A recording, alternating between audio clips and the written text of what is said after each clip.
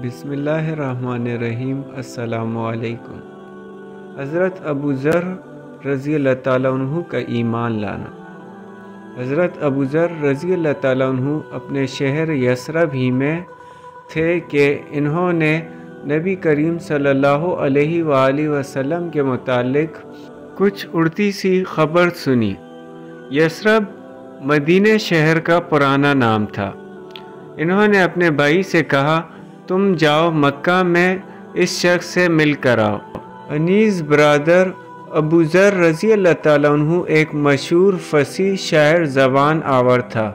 وہ مکہ میں آیا، نبی کریم صلی اللہ علیہ وآلہ وسلم سے ملا، پھر بھائی کو جا بتایا کہ میں نے محمد صلی اللہ علیہ وآلہ وسلم کو ایک ایسا شخص پایا جو نیکیوں کے کرنے اور شر سے بچنے کا حکم دیتا ہے۔ ابو ذر رضی اللہ تعالیٰ عنہ بولے، اتنی سی بات سے تو کچھ تسلی نہیں ہوگی، آخر خود پیدل چل کر مکہ پہنچے۔ حضرت ابو ذر رضی اللہ تعالیٰ عنہ کو حضور صلی اللہ علیہ وآلہ وسلم کی شناخت نہ تھی اور کسی سے دریافت کرنا بھی وہ پسند نہ کرتے تھے۔ زمزم کا پانی پی کر خانہ کعبہ اللہ کے گھر میں لیٹے رہے۔ حضرت علی رضی اللہ تعالیٰ عنہ آئے، انہوں نے پاس کھڑے ہو کر کہا، یہ تو کوئی مسافر معلوم ہوتا ہے۔ ابو ذر رضی اللہ تعالیٰ عنہ بولے، ہاں۔ حضرت علی رضی اللہ تعالیٰ عنہ بولے، اچھا میرے ہاں چلو، یہ رات کو وہیں رہے۔ نہ حضرت علی رضی اللہ تعالیٰ عنہ نے کچھ پوچھا، نہ ابو ذر رضی اللہ تعالیٰ عنہ نے کچھ کہا۔ صبح ہوئی، ابو ذر رضی اللہ تعالیٰ عنہ پھر کعبہ میں گئے۔ دل میں حضور صلی اللہ علیہ وآلہ وسلم کی تلاش تھی، مگر کسی سے دریافت نہ کرتے تھے۔ حضرت علی رضی اللہ تعالیٰ عنہ پھر آ پہنچے۔ انہوں نے فرمایا، شاید تمہیں اپنا ٹھکانہ نہیں ملا۔ ابو ذر رضی اللہ تعالیٰ عنہ بولے، ہاں۔ حضرت علی رضی اللہ تعالیٰ عنہ پھر ساتھ لے گئے۔ اب انہوں نے پوچھا، تم کون ہو اور کیوں یہاں آئے ہو؟ ابو ذر رضی اللہ تعالیٰ عنہ نے کہا، راز میں رکھو تو میں بتا دیتا ہوں۔ حضرت علی رضی اللہ تعالیٰ عنہ نے وعدہ کیا۔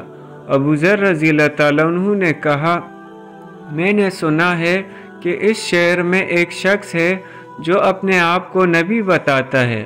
میں نے اپنے بھائی کو بھیجا تھا، وہ یہاں سے کچھ تسلی بخش بات لے کر نہ گیا، اس لیے خود آ گیا ہوں۔ حضرت علی رضی اللہ تعالیٰ عنہ نے کہا کہ تم خوب آئے اور خوب ہوا کہ مجھ سے ملے۔ دیکھو میں انہی کی خدمت میں جا رہا ہوں، میرے ساتھ چلو۔ میں پہلے اندر جا کر دیکھوں گا، اگر اس وقت ملنا مناسب ہوگا تو دیوار کے ساتھ لگ کر کھڑا ہو جاؤں گا، گویا جوتا درست کر رہا ہوں۔ الغرض ابو ذر رضی اللہ تعالیٰ عنہ حضرت علی رضی اللہ تعالیٰ عنہ کے ساتھ خدمت نبوی صلی اللہ علیہ وآلہ وسلم میں پہنچے اور عرض کیا، مجھے بتایا جائے کہ اسلام کیا ہے۔ حضور صلی اللہ علیہ وآلہ وسلم نے اسلام کی بابت بیان فرمایا اور ابو ذر رضی اللہ تعالیٰ عنہ اسی وقت مسلمان ہو گئے۔ نبی اکرم صلی اللہ علیہ وآلہ وسلم نے فرمایا، ابو ذر تم ابھی اس بات کو چھپائے رکھو اور اپنے وطن میں چلے جاؤ، جب تمہیں ہمارے ظہور کی خبر مل جائے تب آنا۔ ابو ذر رضی اللہ تعالیٰ عنہ بولے، باخدا میں تو ان دشمنوں میں اعلان کر کے جاؤں گا۔ اب ابو ذر رضی اللہ تعالیٰ عنہ کعبے کی طرف آئے۔ قریش جمع تھے، انہوں نے سب کو بآواز بلند کلمہ شہادت پڑھ کر سنایا۔ قریش نے کہا کہ اس بے دین کو مارو۔ لوگوں نے انہیں مارنا شروع کر دیا۔ اتنے میں حضرت عباس رضی اللہ تعالیٰ عنہ آ گئے۔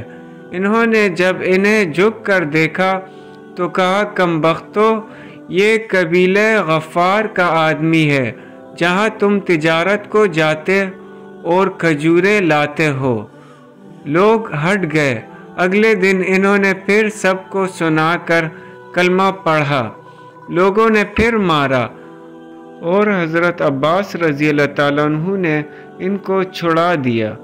کچھ دن مکہ میں قیام کے بعد حضرت محمد صلی اللہ علیہ وآلہ وسلم نے ان کو ان کے گھر واپس ہونے کا حکم کر دیا اور فرمایا میں عنقریب یثرب ہجرت کرنے والا ہوں، اس لیے بہتر یہ ہے کہ تم یہاں سے چلے جاؤ اور اپنی قوم کو جا کر اسلام کی تبلیغ کرو، شاید اللہ ان کو ہدایت دے اور اس کے صلے میں تمہیں بھی اجر ملے۔ انہوں نے آپ صلی اللہ علیہ وآلہ وسلم کا ارشاد پاتے ہی روانگی کی تیاری شروع کی اور وطن کا سفر شروع کرنے سے پہلے اپنے بھائی انیس سے ملے۔ انہوں نے پوچھا کیا کر کے آئے ہو؟ جواب دیا کہ میں دائرہ اسلام میں داخل ہو گیا ہوں۔ یہ سنتے ہی آپ رضی اللہ تعالیٰ عنہ کے بھائی نے بھی اسلام قبول کیا۔ یہاں سے دونوں بھائی تیسرے بھائی انس کے پاس پہنچے، وہ بھی ان کی دعوت اسلام دینے پر مشرف بہ اسلام ہوئے۔ اس کے بعد تینوں وطن پہنچے اور دعوت حق میں اپنا وقت صرف کرنے لگے۔ اللہ تعالیٰ نے ان کو ہدایت دی اور سارا قبیلہ مسلمان ہو گیا۔ سبحان اللہ۔ اللہم صلی علی محمد النبی الامی وعلی آلہ وسلم تسلیما۔ جزاک اللہ۔ حضرت ابوبکر صدیق رضی اللہ تعالیٰ عنہ پر کفار کا ظلم۔ حضرت ابوبکر صدیق رضی اللہ تعالیٰ عنہ کو دیکھیے، ابھی اسلام کا آغاز تھا، صرف 38 آدمی مسلمان ہوئے تھے، مکہ کی بستی کافروں سے بھری ہوئی تھی۔ حضرت ابوبکر صدیق رضی اللہ تعالیٰ عنہ حضور صلی اللہ علیہ وآلہ وسلم کی محبت سے سرشار تھے۔ حضور صلی اللہ علیہ وآلہ وسلم سے التجا کی کہ مجھے اجازت دیجیے کہ میں لوگوں کو اعلانیہ آپ صلی اللہ علیہ وآلہ وسلم کی رسالت کی اطلاع دوں اور آپ سے فیضیاب ہونے کی دعوت دوں۔ آپ صلی اللہ علیہ وآلہ وسلم نے فرمایا، اے ابو بکر، ابھی ذرا صبر سے کام لو، ابھی ہم تعداد میں کم ہیں۔ حضرت ابوبکر صدیق رضی اللہ تعالیٰ عنہ پر غلبہ حال طاری تھا۔ انہوں نے پھر اصرار کیا، حتیٰ کہ حضور صلی اللہ علیہ وآلہ وسلم نے اجازت دے دی۔ حضرت ابوبکر صدیق رضی اللہ تعالیٰ عنہ نے بے خوف و خطر لوگوں کو اللہ اور اس کے رسول صلی اللہ علیہ وآلہ وسلم کی طرف دعوت دی۔ حافظ ابن کثیر رحمۃ اللہ علیہ لکھتے ہیں، حضور صلی اللہ علیہ وآلہ وسلم کی بعثت کے بعد حضرت ابوبکر صدیق رضی اللہ تعالیٰ عنہ پہلے خطیب ہیں جنہوں نے لوگوں کو اللہ اور اس کے رسول صلی اللہ علیہ وآلہ وسلم کی طرف بلایا۔ مشرکین مکہ آپ رضی اللہ تعالیٰ عنہ پر ٹوٹ پڑے، آپ رضی اللہ تعالیٰ عنہ کو سخت پیٹا اور روندا۔ عتبہ بن ربیعہ نے آپ رضی اللہ تعالیٰ عنہ کے چہرے پر بے تحاشا تھپڑ مارے۔ آپ رضی اللہ تعالیٰ عنہ قبیلہ بنو تمیم سے تھے۔ آپ رضی اللہ تعالیٰ عنہ کے قبیلے کے لوگوں کو خبر ہوئی تو وہ دوڑے ہوئے آئے، مشرکین سے انہیں چھڑا کر ان کے گھر چھوڑ آئے۔ حضرت ابوبکر صدیق رضی اللہ تعالیٰ عنہ بے ہوش تھے اور لوگوں کا خیال تھا کہ وہ جانبر نہ ہو سکیں گے۔ وہ دن بھر بے ہوش رہے۔ جب شام ہوئی تو آپ رضی اللہ تعالیٰ عنہ کو ہوش آیا۔ آپ رضی اللہ تعالیٰ عنہ کے والد ابو قحافہ اور آپ رضی اللہ تعالیٰ عنہ کے قبیلے کے لوگ آپ رضی اللہ تعالیٰ عنہ کے پاس کھڑے تھے۔ ہوش آتے ہی پہلی بات انہوں نے یہ کہی کہ رسول اللہ صلی اللہ علیہ وآلہ وسلم کہاں ہے اور کس حال میں ہے؟ ان کے قبیلے کے لوگ سخت برہم ہوئے اور انہیں ملامت کی کہ جس کی وجہ سے یہ ذلت و رسوائی تمہیں اٹھانی پڑی اور یہ مار پیٹ تمہیں برداشت کرنی پڑی، ہوش میں آتے ہی تم پھر اسی کا حال پوچھتے ہو۔ ان عقل کے اندھوں کو کیا خبر تھی کہ ان کی خاطر سختیاں جھیلنے میں جو لذت ہے وہ دنیا داروں کو پھولوں کی سیج اور بستر کے مخاط پر بھی حاصل نہیں ہوتی۔ ان کے قبیلے کے لوگ مایوس ہو کر اپنے گھروں کو لوٹ گئے اور ان کی والدہ ام الخیر سے کہہ گئے کہ جب تک محمد صلی اللہ علیہ وآلہ وسلم کی محبت سے یہ باز نہ آ جائے اس کا بائیکاٹ کرو اور اسے کھانے پینے کو کچھ نہ دو۔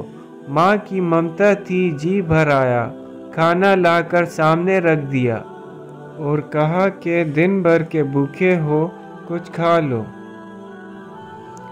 حضرت ابوبکر صدیق رضی اللہ تعالیٰ عنہ نے کہا، ماں، اللہ کی قسم میں کھانا نہیں چکوں گا اور پانی کا گھونٹ تک نہیں پیوں گا جب تک حضور صلی اللہ علیہ وآلہ وسلم کی زیارت نہ کروں۔ حضرت عمر رضی اللہ تعالیٰ عنہ کی بہن ام جمیل آ گئی اور بتایا کہ حضور صلی اللہ علیہ وآلہ وسلم بخیریت ہیں اور دار ارقم میں تشریف فرما ہے۔ حضرت ابوبکر صدیق رضی اللہ تعالیٰ عنہ زخموں سے چور تھے، چلنے کے قابل نہ تھے، اپنی ماں کا سہارا لے کر بارگاہ رسالت میں حاضر ہوئے۔ حضور صلی اللہ علیہ وآلہ وسلم ان پر جھک پڑے اور انہیں چوما۔ حضور صلی اللہ علیہ وآلہ وسلم پر سخت گریہ طاری تھا۔ یہ ہے حضرت ابوبکر صدیق رضی اللہ تعالیٰ عنہ کی حضور صلی اللہ علیہ وآلہ وسلم سے محبت اور کفار کا ان پر ظلم۔ جزاک اللہ۔ مولانا رشید احمد گنگوہی رحمۃ اللہ علیہ بہت بڑے عالم گزرے ہیں، بس ایک چھوٹی سی بات میں کر دیتا ہوں۔ وہ اپنے ایک دفعہ اپنے مریدوں سے کہنے لگے کہ تم نے مجھے کیا اپنا پیر بنایا ہوا ہے؟ میری مثال تو اس پیر جیسی ہے جو اصل میں ایک ڈاکو تھا۔ کیا تھا؟ ایک ڈاکو تھا۔ ڈاکو کیسے بنا؟ وہ رات کو چوری کرتا تھا، اس کو تکلیف بھی ہوتی تھی، کبھی پکڑا جاتا تھا۔ تو اس نے ایک دفعہ پیر کو دیکھ لیا کہ ماشاءاللہ پیر بیٹھا ہوا ہے، صرف ذکر کر رہا ہے، لوگ اس کو نذرانے پیش کر رہے ہیں، پیسے پیش کر رہے ہیں، گھر سے کانے لا رہے ہیں۔ تو اس ڈاکو کے دماغ میں یہ خیال آیا کہ میں بھی اس طرح پیر بن جاتا ہوں، لوگ مجھے پیسے دیں گے، نظر و نیاز دیں گے، یہاں تو کوئی تکلیف کی ضرورت نہیں، میں خواہ مخواہ ڈاکو بنا ہوں، رات کو چوری کرتا ہوں، کب پکڑا جاتا ہوں، لوگ مارتے ہیں، پیٹتے ہیں، حوالے کر دیتے ہیں، میں بھی پیر بن جاتا ہوں۔ وہ 1-2 مہینے تک مسجد میں بیٹھا رہا، لمبی لمبی ذکر، نوافل، نمازیں پڑھتا رہا۔ لوگوں میں مشہور ہو گیا کہ ایک پیر یہاں پر آیا ہوا ہے، سب لوگ بیعت ہونے لگے، نذر و نیاز سب دینے لگے، لیکن اصل میں ڈاکو تھا۔ تو اس شہر میں 2 بندے آ گئے اور وہ اپنی اصلاح کے لیے کسی پیر کو ڈھونڈ رہے تھے کہ ہماری اصلاح ہو جائے، کسی پیر کو ڈھونڈ رہے تھے۔ تو لوگوں نے پتہ بتایا کہ ایک پیر یہاں پر بیٹھا ہوا ہے، جا کے اس سے بیعت ہو جاؤ۔ وہ آئے، ان سے بیعت ہونے لگے، ان کے ساتھ بیٹھنا اٹھنا بیٹھنا، اپنی ایمان کی اصلاح انہوں نے کی، اپنی اصلاح انہوں نے کی، گناہوں سے بچتے رہے، سب کاموں سے بچتے رہے۔ تو اللہ تعالیٰ نے ان 2 آدمیوں کو بڑا پیر بنا دیا، بڑا بزرگ بنا دیا۔ تو بزرگ تو آپ نے دیکھو کہ نا، یہ مراقبے کرتے ہیں، دل من و من میں بات کرتے ہیں۔ تو ان 2 پیروں نے مراقبہ کیا کہ ہمارا جو شیخ ہے، پیر ہے، اس کا کتنا درجہ ہے، ہم مراقبہ کر کے دیکھتے ہیں۔ یہ دونوں بزرگ بیٹھتے مراقبہ کے لیے، ابھی اپنا شیخ، اپنا پیر جو اصل میں ڈاکو تھا، اس کا مقام جاننے کے لیے مراقبہ کرنے لگے کہ ہمارے شیخ کا درجہ کیا ہے۔